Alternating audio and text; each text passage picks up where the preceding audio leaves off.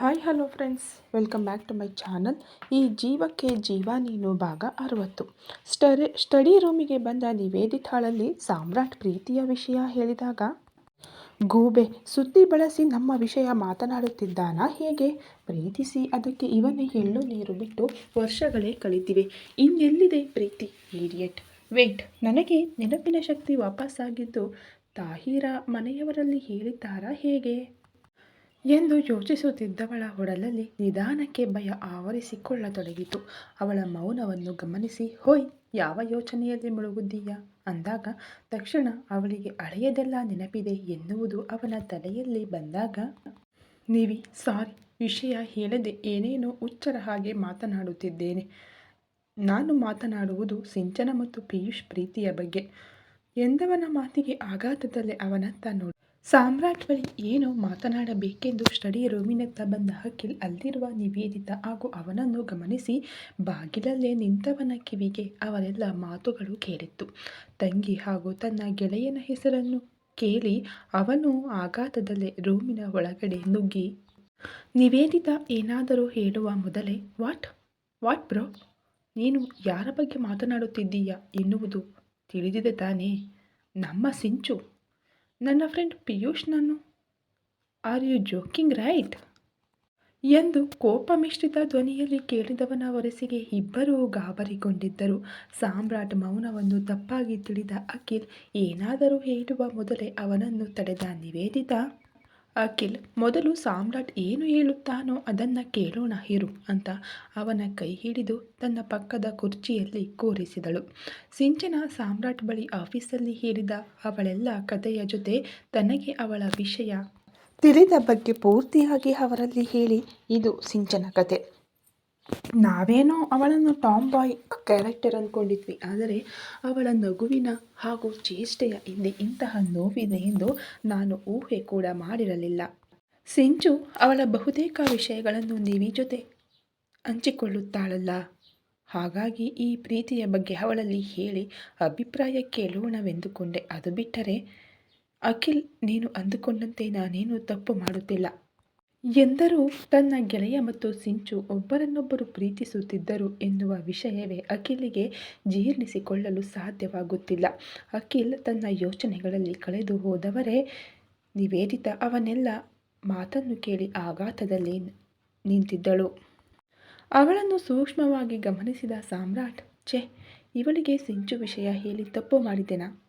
ಹೀಗೊಂದು ಆಲೋಚನೆ ಅವನ ತಲೆಯಲ್ಲಿ ಬಂದ ಕೂಡಲೇ, ಶ್ರದ್ಧಾ, ನಿವಿ ಪ್ಲೀಸ್, ಅಷ್ಟು ಡೀಪಾಗಿ ಯೋಚಿಸಿ ಸ್ಟ್ರೆಸ್ ತೆಗೆದುಕೊಳ್ಳಬೇಡ. ನೀನು ಅಷ್ಟೊಂದು ಗಾಬರಿಗೊಳ್ಳುವ ಯಾವುದೇ ವಿಷಯ ಇನ್ನೂ ನಡೆದಿಲ್ಲ. ಸಿಂಚು ಕಥೆಯೆಲ್ಲ ಕೇಳಿದ ಮೇಲೆ ಪಿಯೂಷ್ ಬಳಿ ಒಮ್ಮೆ ಮಾತನಾಡಬೇಕೆಂದು ನನಗನಿಸಿತು. ಅಖಿಲ್, ನೀನು ಹಾಗೆ ಕೋಪದ ಕೈಗೆ ಬುದ್ಧಿ ಕೊಟ್ಟು ಏನೇನೋ ನಿರ್ಧಾರ ಮಾಡಬೇಡ. ಸಿಂಚು ಕೋಪವೋ ಬೇಸರದಲ್ಲೋ ಅವನ ಪ್ರೀತಿ ನನಗೆ ಬೇಡ ಅಂದಿರಬಹುದು, but she still love him. Piyush ನಿನ್ನ ಗೆಳೆಯ ತಾನೆ? ನಾನು ಅವನಲ್ಲಿ ಮಾತನಾಡುವುದಕ್ಕಿಂತ ನೀನೇ ಒಮ್ಮೆ ಭೇಟಿಯಾಗಿ ಸಿಂಚು ಬಗ್ಗೆ ಮಾತನಾಡು. ಬೇಕಾದರೆ ನಾನು ನಿನ್ನ ಜೊತೆ ಬರುತ್ತೇನೆ ಎಂದವನ ಮಾತಿಗೆ ತಲೆ ಆಡಿಸಿ ಅಖಿಲ್ ಅಲ್ಲಿಂದ ಹೊರಗಡೆ ನಡೆದನು. ಸುಮ್ಮನೆ ಕುಳಿತಿರುವ ನಿವೇದಿತಳನ್ನು ಗಮನಿಸಿ ಅವಳ ಕೈ ಮೇಲೆ ಕೈ ಇಟ್ಟು ಏನು ಎಂದಾಗ, ಒಮ್ಮೆ ಹೊಡೆದ ಗಾಜನ್ನು ಮತ್ತೊಮ್ಮೆ ಜೋಡಿಸಬಹುದು ಸಾಮ್ರಾಟ್, ಬಟ್ ಆ ಗಾಜಿನ ಮೇಲಿನ ಬಿರುಕುಗಳು ಶಾಶ್ವತವಾಗಿ ಉಳಿಯುತ್ತವೆ. ಈ ಪ್ರೀತಿಯ ವಿಷಯದಲ್ಲೂ ಹಾಗೆಯೇ. ಒಮ್ಮೆ ನೋವು ಕೊಟ್ಟ ಮನಸ್ಸಿಗೆ ನೂರಾರು ಸಾಂತ್ವನದ ಮಾತುಗಳನ್ನು ಹಾಡಿ ಅಥವಾ ಇನ್ನಷ್ಟು ಮತ್ತಷ್ಟು ಪ್ರೀತಿಸಿ ಒಮ್ಮೆ ನೋಯಿಸಿದ ಮನಸ್ಸನ್ನು ಮತ್ತೊಮ್ಮೆ ಪ್ರೀತಿಸುವಂತೆ ಮಾಡಬಹುದು. ಆದರೆ ಒಂದೊಮ್ಮೆ ನೋವಿನಲ್ಲಿ ಕಳೆದ ದಿನ ಹಾಗೂ ಸಮಯವನ್ನು ಯಾರಿಂದಲೂ ಅಳಿಸಲು ಸಾಧ್ಯವಿಲ್ಲ. ಪಿಯೂಷ್ ಬಳಿ ಮಾತನಾಡಿದ ಬಳಿಕವೂ ಸಿಂಚು ವಿಷಯದಲ್ಲಿ ಅವನ ಮನಸ್ಸು ಬದಲಾಗದಿದ್ದರೆ ಅಥವಾ ಅವನು ಒಪ್ಪಿ ಸಿಂಚು ಅವನನ್ನು ಒಪ್ಪದಿದ್ದರೆ ಆಗೇನು ಅಂತ ಅವನ ಕಣ್ಣಲ್ಲಿ ಕಣ್ಣಿಟ್ಟು ಕೇಳಿದವಳ ಮಾತು, ನಮ್ಮಿಬ್ಬರ ವಿಷಯದಲ್ಲೂ ಹೀಗೆ ಸಾಮ್ರಾಟ್.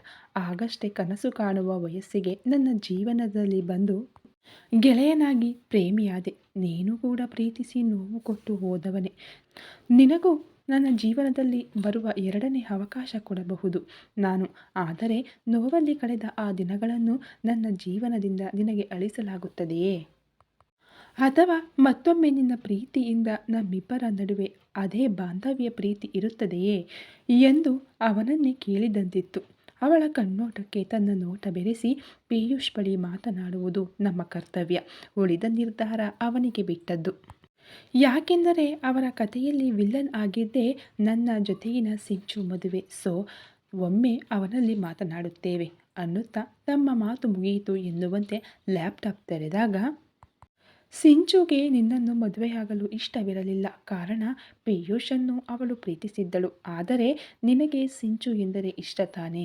ಅದಲ್ಲದೆ ನಿಮ್ಮಿಬ್ಬರ ಮದುವೆಗೆ ಮೊದಲು ಒಪ್ಪಿಗೆ ಕೊಟ್ಟಿದ್ದೇ ನೀನು. ಅಂಥದ್ದರಲ್ಲಿ ಈಗ ನಿನ್ನ ಈ ನಿರ್ಧಾರ ಅರ್ಥವಾಗುತ್ತಿಲ್ಲ. ಸಿಂಚು ಮದುವೆಯಾಗಲು ಕಾರಣ ಈ ಫ್ಯಾಮಿಲಿ.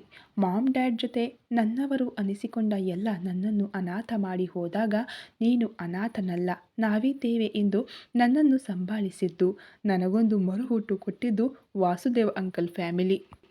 ಅಂಥವರು ತಮ್ಮ ಮಗಳನ್ನು ಮದುವೆಯಾಗುತ್ತೀಯಾ ಎಂದಾಗ ಇಲ್ಲವೆಂದು ಸ್ವಾರ್ಥಿಯಾಗಲ್ಲ. ಯಾರೂ ಇಲ್ಲದ ನನಗೆ ಸಿಂಚುವನ್ನು ಮದುವೆಯಾದರೆ ಲೈಫ್ ಲಾಂಗ್ ಈ ಫ್ಯಾಮಿಲಿ ನನ್ನ ಜೊತೆ ಇರುತ್ತದೆ ಎನ್ನುವ ಒಂದು ಕಾರಣ ಸಾಕಾಗಿತ್ತು ಈ ಮದುವೆಗೆ ಒಪ್ಪಲು ಅಂತ ಪಕ್ಕದಲ್ಲೇ ಇದ್ದ ಫೈಲ್ ಕೈಯಲ್ಲಿ ಹಿಡಿದನು. ಅಂದರೆ ನೀನು ಸಿಂಚುವನ್ನು ಪ್ರೀತಿಸಲಿಲ್ಲವಾ? ಇದರ ಉತ್ತರ ನಿವೇದಿತಳಿಗೆ ಸಿಂಚು ಮೂಲಕ ಮೊದಲೇ ತಿಳಿದಿದ್ದರೂ ಏನು ಹೇಳುತ್ತಾನೆ ನೋಡೋಣ ಎಂದುಕೊಂಡು ಕೇಳಿದಳು. ಆಹಾ ಮಳ್ಳಿ, ಹಳೆಯದೆಲ್ಲ ನೆನಪಿದ್ದರೂ ಇನ್ನೂ ಏನು ನೆನಪಿಲ್ಲದವರ ಹಾಗೆ ನಾಟಕವಾಡುತ್ತಿದ್ದೀಯಲ್ಲ. ಎಷ್ಟು ದಿನ ನಾಟಕ ಆಡುತ್ತೀ ಎಂದು ನಾನು ನೋಡುತ್ತೇನೆ. ಒಮ್ಮೆ ಹುಷಾರಾಗು. ಪೂರ್ತಿ ಫ್ಯಾಮಿಲಿ ಎದುರು ನಿನ್ನಿಂದಲೇ ಐ ಲವ್ ಯು ದುಶ್ಯಾಸನ ಎಂದು ಹೇಳಿಸದಿದ್ದರೆ ನಾನು ಸಾಮ್ರಾಟ್ ಅಲ್ಲ ನೋಡು ಎಂದು ಮನಸ್ಸಲ್ಲೇ ನಿರ್ಧರಿಸಿ, ಇಲ್ಲ, she is my best friend. ನಿಜವಾದ ಪ್ರೀತಿ ಜೀವನದಲ್ಲಿ ಒಮ್ಮೆ ಮಾತ್ರ ಆಗುವುದು. ಆ ಪ್ರೀತಿ ನನಗೆ ಆಗಲೇ ಆಗಿದೆ. ಹುಡುಗಿಯ ಹೆಸರು ಶ್ರದ್ಧಾ. ಈಗವಳು ನನ್ನ ಜೊತೆಗಿಲ್ಲ. ಈಗ ಯಾಕೆ ಬಿಟ್ಟು ಹೋದಳು ಎನ್ನುವುದನ್ನು ಹೇಳುವಷ್ಟು ಸಮಯ ನನಗಿಲ್ಲ. ನನ್ನ ಪ್ರೀತಿ ನಿಜವಾಗಿದ್ದರೆ ಒಂದಲ್ಲ ಒಂದು ದಿನ ನನಗೆ ಸಿಕ್ಕೇ ಸಿಗುತ್ತಾಳೆ ಎನ್ನುವ ನಂಬಿಕೆಯಲ್ಲಿದ್ದೇನೆ. ಇದೆಲ್ಲ ನಿನಗೆ ಹೇಳುವ ಅವಶ್ಯಕತೆ ಇರಲಿಲ್ಲ. ಆದರೆ ನಿನ್ನ ಪ್ರಶ್ನೆಗಳು ಮಂಗನ ಬಾಲದಂತೆ ಬೆಳೆಯುತ್ತಾ ಹೋಗುವುದು ಬೇಡವೆಂದು ಹೇಳಿದೆ. ಓಕೆ, ಈಗ ನೀನು ಇಲ್ಲಿಂದ ಹೊರಟರೆ ನನಗೆ ಒಂದೆರಡು ಅಫಿಷಿಯಲ್ ಕಾಲ್ ಮಾಡಬೇಕು. ಸೊ ಪ್ಲೀಸ್ ಅಂತ ಅವಳನ್ನು ಅಲ್ಲಿಂದ ಹೊರಗಡೆ ಕಳುಹಿಸಿ ಫೋನ್ ಕೈಗೆತ್ತಿಕೊಂಡನು. ಅವನೆಲ್ಲ ಮಾತನ್ನು ಕೇಳಿದ ನಿವೇದಿತಾ ಕೀಲಿ ಕೊಟ್ಟ ಗೊಂಬೆಯಂತೆ ನಡೆದು ತನ್ನ ಕೋಣೆ ಸೇರಿಕೊಂಡಳು. ಬಾಲ್ಕನಿಗೆ ಬಂದ ಮೇಲೆ ಕಿವಿ ತುಂಬ ಅವನದೇ ಮಾತುಗಳು. ಒಮ್ಮೆ ತನ್ನೆಲ್ಲ ನೋವಿನ ದಿನಗಳನ್ನು ನೆನಪಿಸಿಕೊಂಡು ಕಿವಿಯನ್ನು ಗಟ್ಟಿಯಾಗಿ ಮುಚ್ಚಿ, ನೀನು ಸುಳ್ಳು ಹೇಳಿ ಪ್ರೀತಿಸಿ ಮೋಸ ಮಾಡಿದ್ದಕ್ಕೆ ನಾವಿಬ್ಬರೂ ದೂರ ಆದದ್ದು. ಈಗ ಯಾಕೆ ಬಿಟ್ಟು ಹೋದಳು ಅಂತ ಗೊತ್ತಿಲ್ಲ ಎನ್ನುವ ಬಿಲ್ಡಪ್ ಬೇರೆ ಕೇಡು ನಿನಗೆ ದುಶ್ಯಾಸನ. ಅದು ಹೇಗೆ ನಾನು ನಿನ್ನ ಜೀವನಕ್ಕೆ ಬರುತ್ತೇನೆ ಎಂದು ನಾನು ನೋಡುತ್ತೇನೆ. ನಿನ್ನ ಕಣ್ಣೆದುರೇ ನಿನಗಿಂತ ಹ್ಯಾಂಡ್ಸಮ್. ಛೀ, ನೀನೆಲ್ಲಿಯ ಹ್ಯಾಂಡ್ಸಮ್? ನೀನು ಮೋಸಗಾರ, ಕೆಟ್ಟವನು. I just hate you. ನಿನ್ನ ಹೋಲಿಕೆಯೇ ಬೇಡ ಇಲ್ಲಿ. ಅಪ್ಪ ನನಗೋಸ್ಕರ ಒಳ್ಳೆ ಬಿಸ್ನೆಸ್ ಐಕಾನನ್ನೇ ಆರಿಸುತ್ತಾರೆ, ನೋಡುತ್ತಿರು. ನಿನ್ನ ಕಣ್ಣೆದುರೇ ನಗು ನಗುತ್ತಾ ಅವನು ಕಟ್ಟುವ ತಾಳಿಗೆ ನಾನು ತಲೆ ತಗ್ಗಿಸುವಾಗ ನಿನ್ನ ಕಣ್ಣಲ್ಲಿ ರಕ್ತ ಕಣ್ಣೀರು ಹರಿಯಬೇಕು. ಅದನ್ನು ನೋಡಿ ನಾನು ಖುಷಿ ಪಡಬೇಕು ಎಂದು ಕೋಪದಲ್ಲಿ ಹಲ್ಲು ಕಡಿಯುತ್ತಾ ಹೇಳಿ, ಮೋಡದ ಮರೆಯಲ್ಲಿ ಇಣುಕುವ ಚಂದಿರನತ್ತ ದೃಷ್ಟಿ ನೆಟ್ಟವಳ ಕಣ್ಣಂಚು ಒದ್ದೆಯಾಗಿತ್ತು. ಪಿಯೂಷ್ನನ್ನು ಸಿವಿಲ್ ಡ್ರೆಸ್ಸಲ್ಲಿ ಮೊದಲ ಬಾರಿಗೆ ನೋಡಿದ ಸ್ಟೇಷನ್ನಲ್ಲಿದ್ದ ಎಲ್ಲರೂ ಅವನತ್ತ ಮೆಚ್ಚುಗೆಯ ನೋಟ ಬೀರಿದರೆ, ಇನ್ಸ್ಪೆಕ್ಟರ್ ಆಗಿ ಆ ಸ್ಟೇಷನ್ನಿಗೆ ಬಂದ ದಿನದಿಂದ ಅವನಿಗೆ ಪರಿಚಯವಾಗಿ ಆಪ್ತನಾಗಿರುವ ಹೆಡ್ ಕಾನ್ಸ್ಟೇಬಲ್ ಸಂಜಯ್ ಅವನ ಪಕ್ಕ ಬಂದು, ಗುಡ್ ಈವ್ನಿಂಗ್ ಸರ್. ಹೌದು, ತಯಾರಾಗಿ ಎಲ್ಲ ಹೊರಟಂತಿದೆ. ಏನು ಅಫಿಷಿಯಲ್ ಕೆಲಸವಾ? ಅಥವಾ ಅಮ್ಮ ಈ ಸಲವೂ ಹೆಣ್ಣು ನೋಡುವ ಕಾರ್ಯಕ್ರಮ ಇಟ್ಟುಕೊಂಡಿದ್ದಾರಾ ಅಂತ ನಗುತ್ತಾ ಕೇಳಿದವನತ್ತ ಹುರಿನೋಟ ಬೀರಿ, ಯಾಕೋ ವಾರದ ಹಿಂದೆ ಬಂದ ನೋಟಿಸನ್ನು ತಾವು ಮರೆತಂತಿದೆ ಸಂಜಯ್. ಇವತ್ತು ನಗರದ ಸ್ಟಾರ್ ಹೋಟೆಲ್ ಒಂದರಲ್ಲಿ ಬಹು ವಿಖ್ಯಾತ ಬಟ್ಟೆಯ ಕಂಪನಿಯೊಂದು ಫ್ಯಾಷನ್ ಶೋ ಅರೇಂಜ್ಮೆಂಟ್ ಮಾಡಿದ್ದು, ಪೊಲೀಸ್ ಪ್ರೊಟೆಕ್ಷನ್ನಿಗೆ ನಮ್ಮ ಜೊತೆ ನಗರದ ಇನ್ನೂ 5-6 ಸ್ಟೇಷನ್ ಆಯ್ಕೆ ಮಾಡಿದ್ದಾರೆ. ನಿನ್ನೆ DSP ಕರೆ ಮಾಡಿ ಇನ್ಸ್ಪೆಕ್ಟರ್ ಯೂನಿಫಾರ್ಮ್ ಬೇಡ, ಸಿವಿಲ್ ಡ್ರೆಸ್ಸಲ್ಲಿಯೇ ಬನ್ನಿ ಎಂದರು. ಅದಕ್ಕೆ ಈ ಅವತಾರ. ನಮ್ಮ ಸ್ಟೇಷನ್ನಿಂದ 4 ಜನ ಹೋಗುತ್ತಿದ್ದೇವೆ.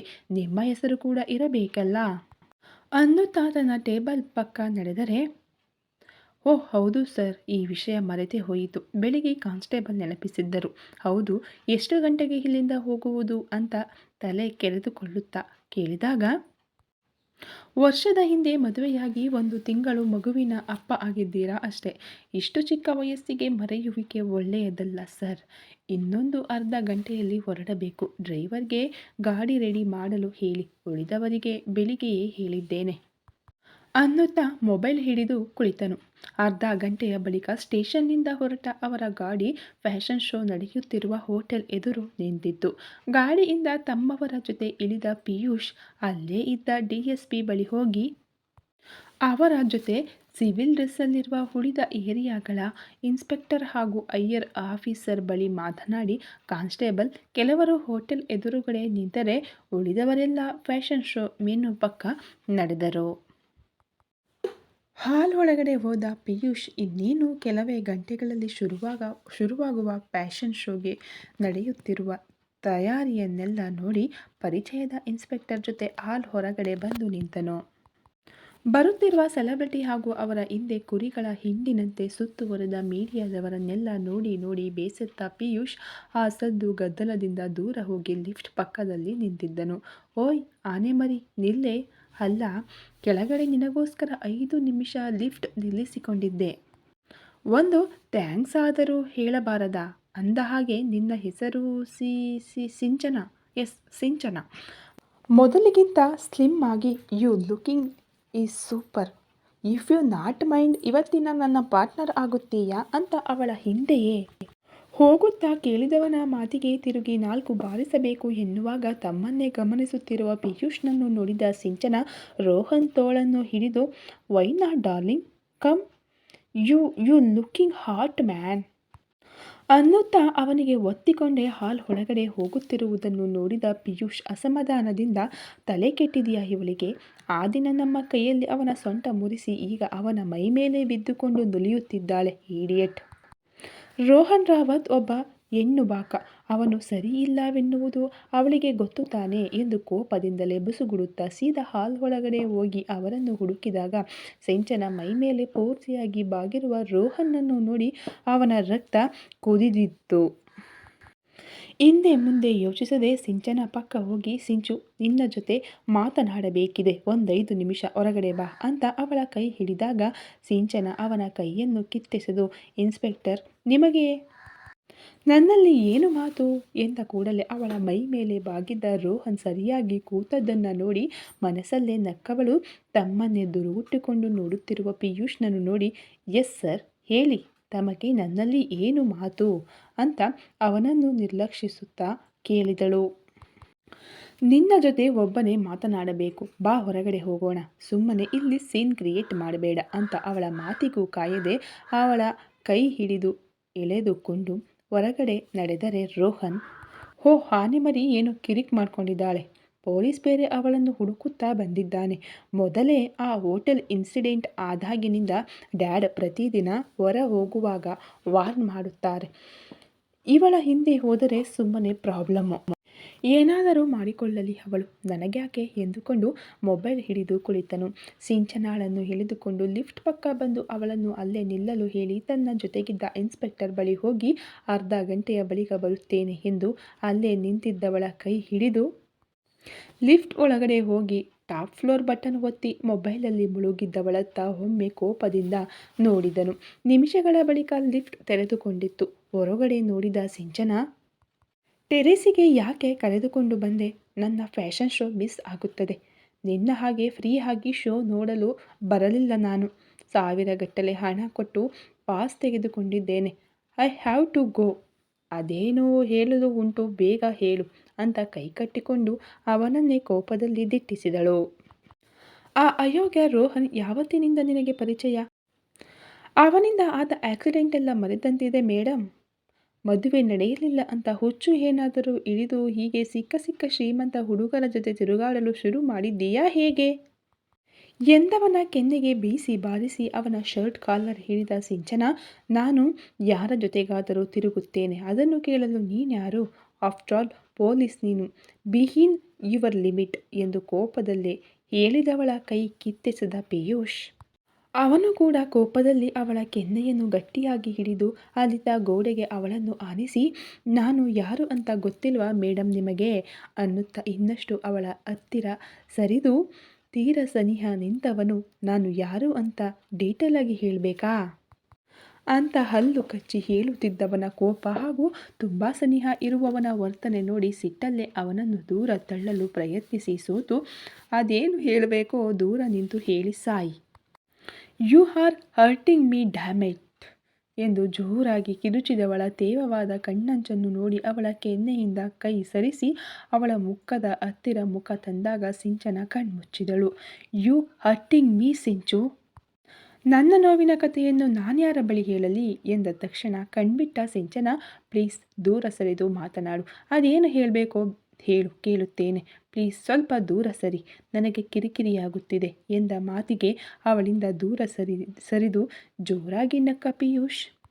ನಿಮಿಷಗಳ ಬಳಿಕ ಅವಳ ಹತ್ತಿರ ಹೋಗಿ ಇನ್ನಷ್ಟು ಅವಳಿಗೆ ಒತ್ತಿಕೊಂಡು ನಿಂತು, ನಾನು ನಿನ್ನ ಹತ್ತಿರ ಬಂದರೆ ನಿನಗೆ ಕಿರಿಕಿರಿಯಾಗುತ್ತದೆ, ಅದೇ ಆ ರಾಸ್ಕಲ್ ರೋಹನ್ ನಿನ್ನ ಮೈ ಮೇಲೆ ಬಿದ್ದು ಹೊರಳಾಡುತ್ತಿದ್ದ ಆಗ ನಿನಗೇನು ಅನ್ನಿಸಲಿಲ್ಲವಾ? ಹೇಗಿದ್ದರೂ ಅವನು ಶ್ರೀಮಂತ, ದುಡ್ಡು ಕಾಸು ಇರುವವರ ಮಗ, ಆದರೆ ನಾನು ಜುಜುಬಿ ಪೊಲೀಸ್ ಅಲ್ವಾ?